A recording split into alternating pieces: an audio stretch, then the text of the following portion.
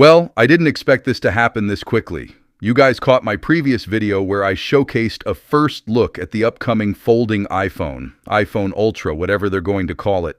This booklet passport-style form factor. I compared it to some folding Pixel devices that were close, but this was still stubbier.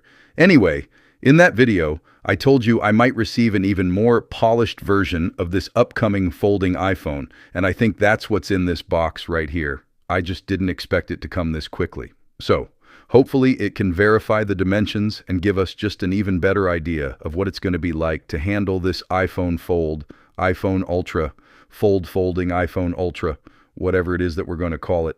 And I just want to remind you, I have no idea how many more of these I might receive or if I'll get models for the upcoming iPhone 18 Pro and Pro Max. So make sure you subscribe if you don't want to miss any of those upcoming videos. All right, so where am I even going to cut this thing? It could be any. It's light though. Feels maybe too light. Oh no, I think it is what I think it is. Whoa, holy wow.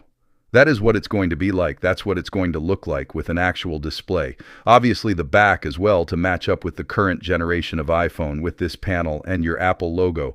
The cameras are obviously a lot more finished on this model. Our buttons up top for volume. It's amazing how different it feels already just having this display representation here. So you guys know I've been a huge fan of 8. Been using it for a while now and they've made some significant improvements to the app. So right now every new pod comes with this sleep agent. This is a free update on the app for anybody who's using a sleep. Essentially AI giving you a much more comprehensive breakdown of what exactly happened in your sleep and what it means for you in the following day. So, as you can see here, this is my homepage. Now, I actually had a great sleep last night. Your HRV was 129 milliseconds, up 43%. It lets me know that I'm in good shape to start exercising again, to do some workouts, to play some hockey, and to expect performance from myself. Try this tonight.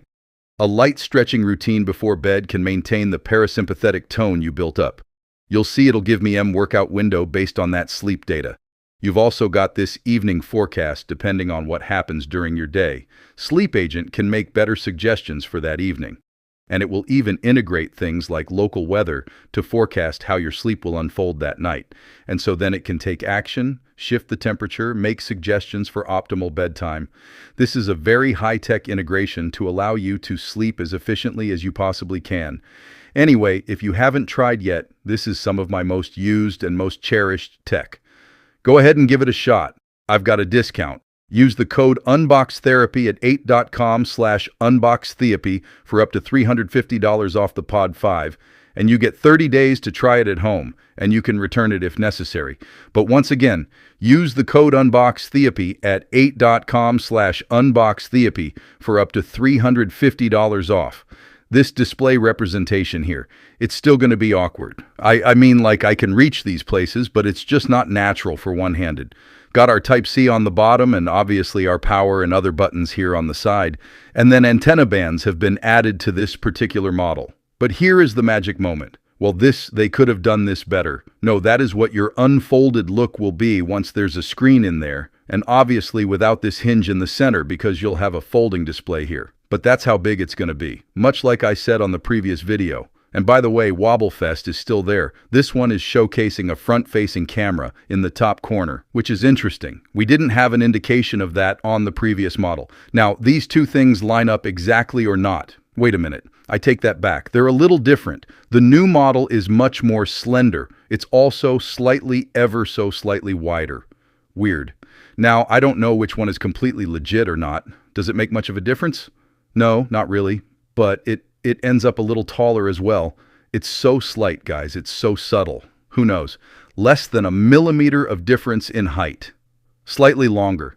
The overhead does a better job of showing this. It's a little more slender. This new model that I got, I don't know who to trust. I would say the fact that we have two different makers here in a very similar territory tells us about as much as we need to know about the form factor in general, with some slight opportunity for subtle differences. But aspect ratio is effectively the same. Camera bulge has shrunk a little bit on this new model that I got. This one showcases front-facing cameras, but in corners, which is odd considering the fact that we have dynamic islands and things on existing phones. You would think it would be centralized. And then they did the same thing here, so I'm not certain about the accuracy here for the purpose of this video, is just a better understanding and visual representation of